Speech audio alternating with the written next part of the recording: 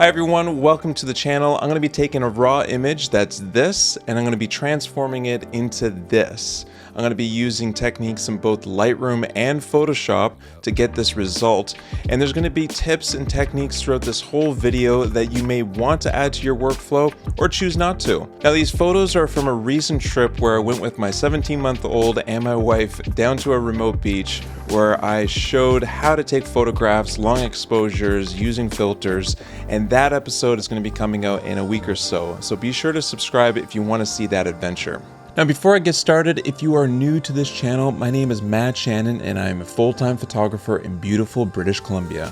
Whether you're here to learn, be inspired, or simply enjoy some stunning visuals, you've come to the right place. Subscribe to my channel if you want to see more videos like this.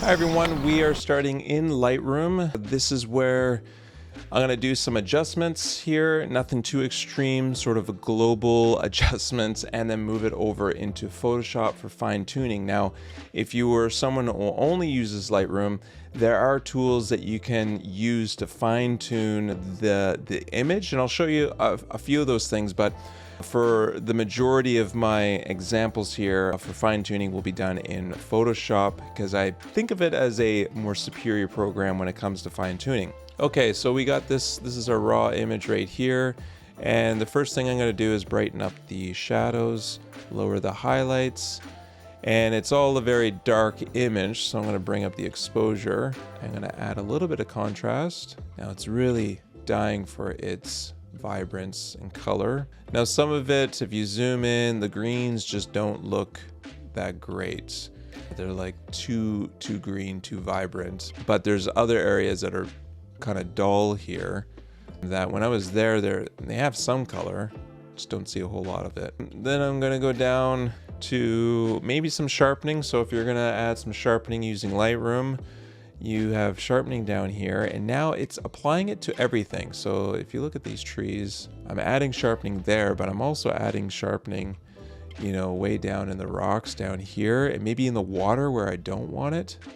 So that's why masking is quite important. So I zoom out and I hold down Alt or Option, and I start sliding up the mask adjustment here. Everything that is white is going to be sharpened. So all of the details that I want sharpened, like those twigs of the trees or the rocks down here, I'm applying sharpening where the white is. All in all, I like where it is.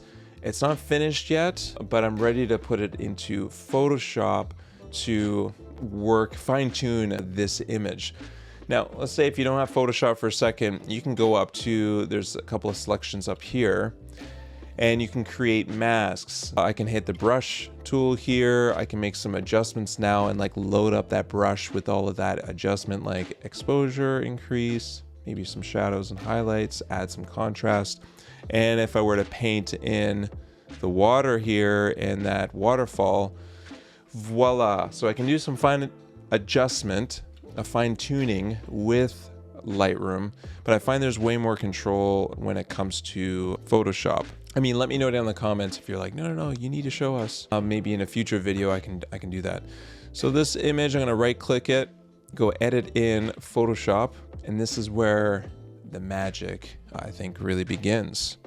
So I'm gonna duplicate this layer so we're not just working on the same one. So I hit Command J, or if you didn't do Command J, you can just grab it and then drag it down to the plus icon and duplicate it. That way I always have the original image. Okay, next I am gonna create an adjustment layer. Now, I'm gonna be using a lot of adjustment layers. And if you see my video from last week or my previous video, I'll put a thumbnail up here. I did 2 adjustments and I used adjustment layers in Photoshop and they work wonders. If you haven't seen the video, I'll leave a link down in the description, and at the end of this video, you can click on it. Now we're gonna go into a lot more than those 2 for this video. But I feel like some people get confused and they want me to slow down and explain a few things. So I'm going to do a little bit of that right now. So we have adjustment layers here, and some of them are vibrance or hue and saturation. Now let's pick one like brightness and contrast. And when you click it, so this panel up here appears and it's got brightness and contrast. As I slide, it's being applied to the image. Now, it's in a new layer. So that's what this layer is down here. And there's this icon right here, and that icon indicates brightness and contrast. And to the right of it is a layer mask, and it's white right now. So white is to reveal, so it's revealing everything. So that adjustment that I made up here, brightness and contrast, it is actually doing it to the entirety of this image on that layer. Now, if I wanted to get rid of it or hide it, make it invisible, white is to reveal. Black, if I go Command I and create black, it disappears. It's invisible right now.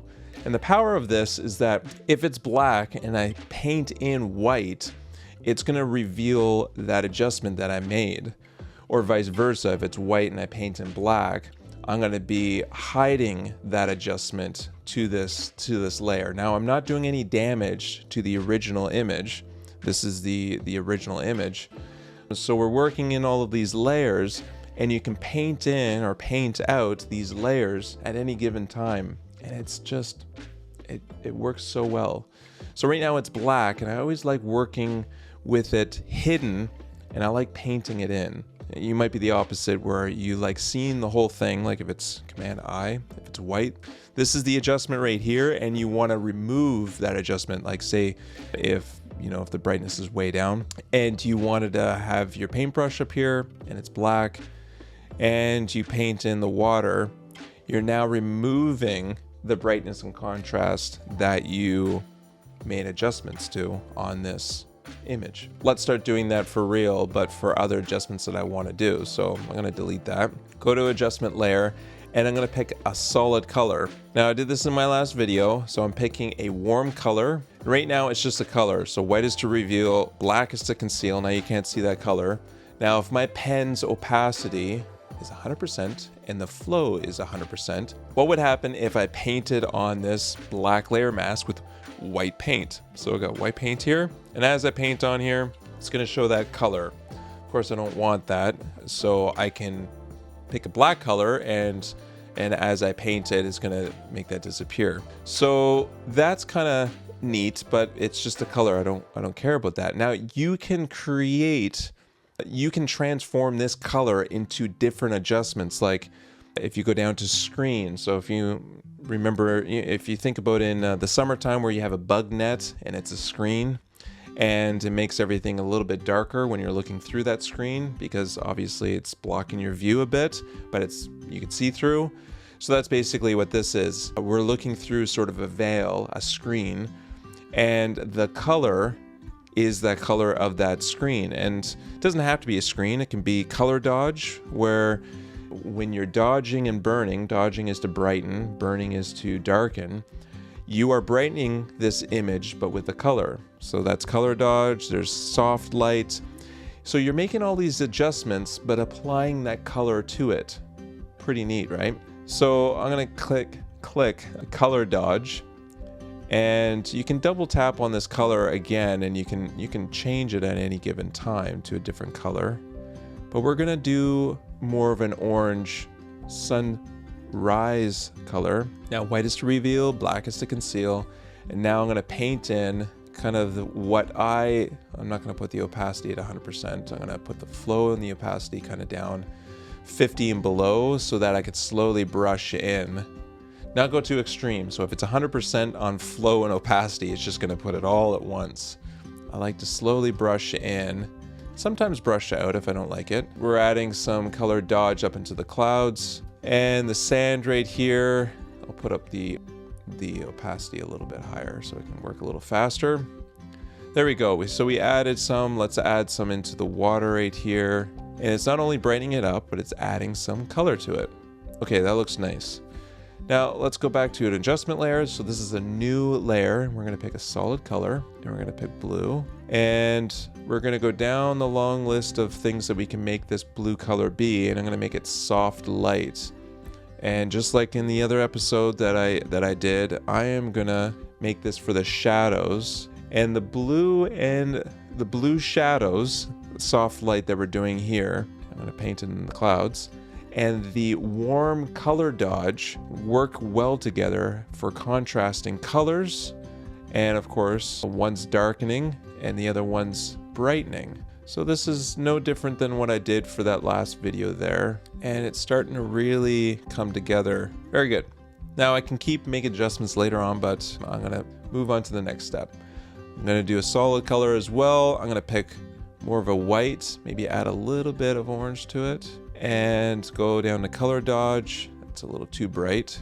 If it's too bright, you can make that color dodge or that color layer further into the black.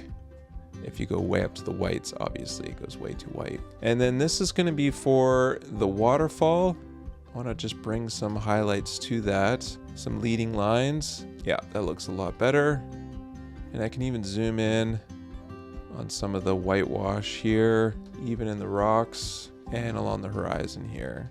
That looks nice. Okay, let's actually do solid color, more of a white. We'll add a little bit of blue to it.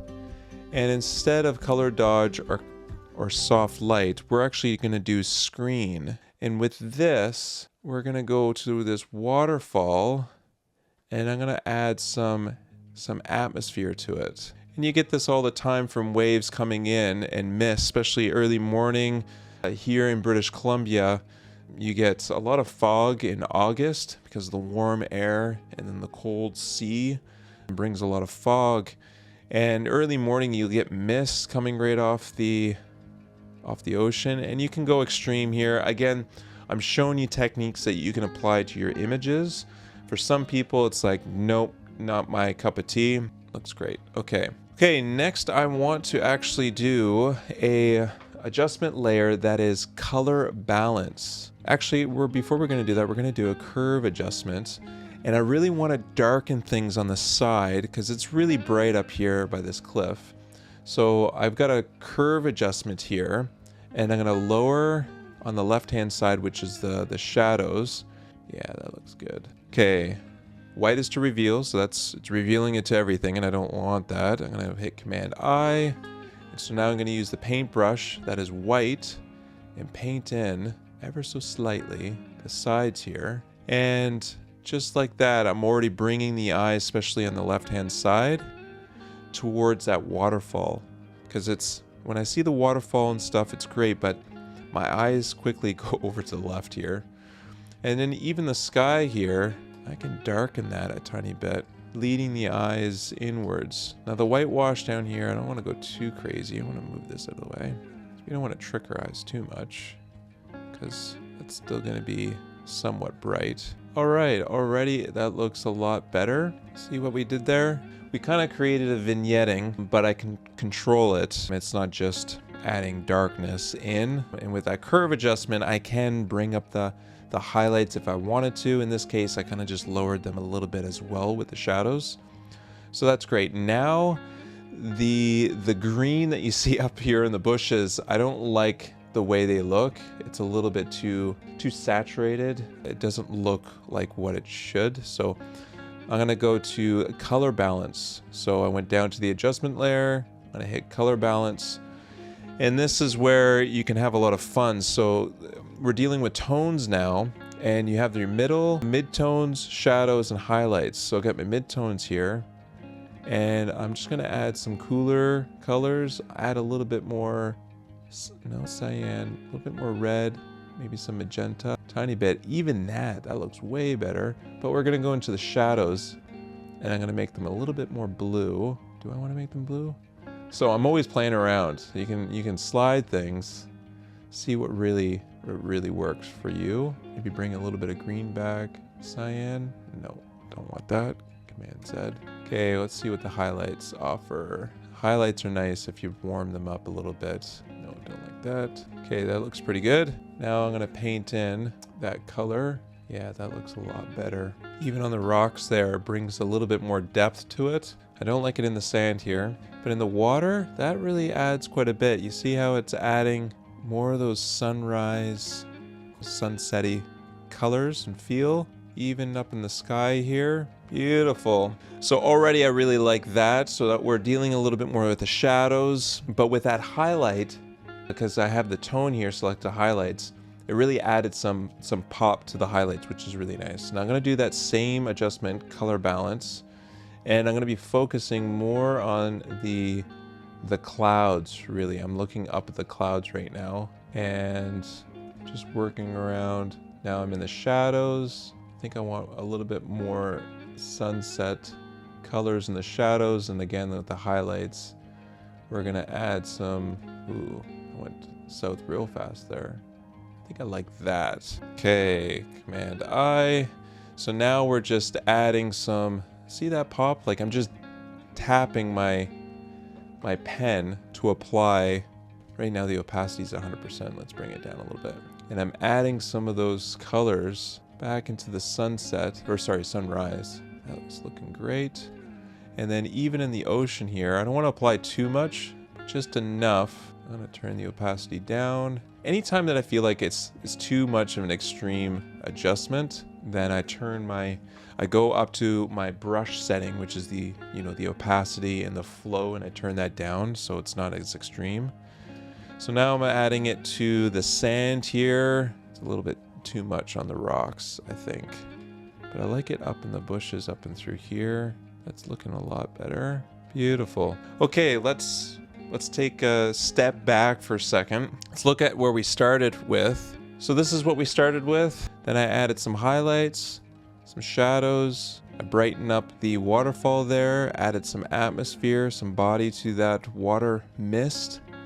Then I darkened and honed things in. Then I kind of darkened all of the trees here while applying some highlights, and then I did more of atmosphere and everything to the clouds. And even over here in the sand on the left hand side, it's a little too much, I think, in the stones here. I like the blue stones, so I'm just painting away, removing some of that adjustments here.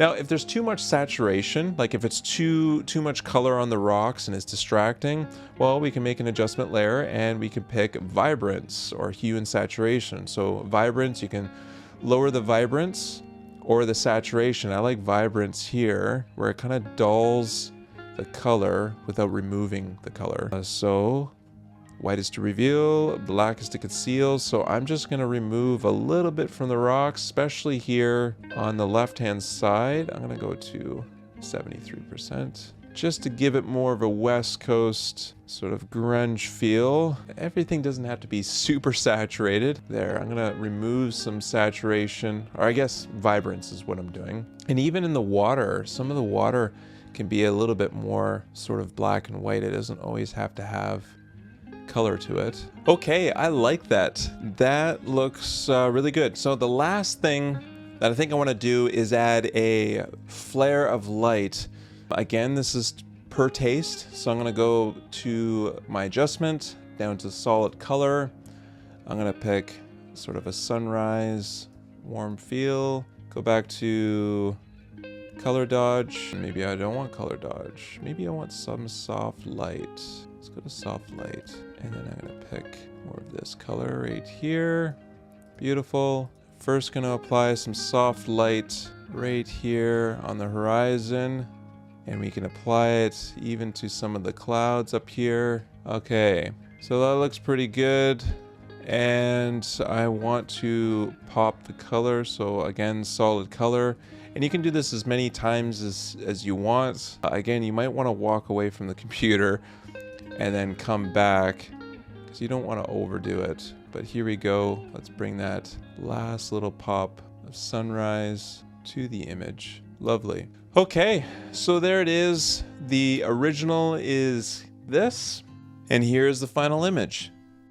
So if you like this episode, please hit that like button. It helps out this episode and the channel. And if you aren't subscribed, think about subscribing. My next episode is me on this beach photographing long exposures. I'll show you how to use the filters in the field to get some shots like this. So be sure to subscribe, and up here I'll pop up last week's episode where I show you 2 techniques to transform your images using Photoshop. So thank you again so much for watching, and I'll see you on the next episode. Ciao.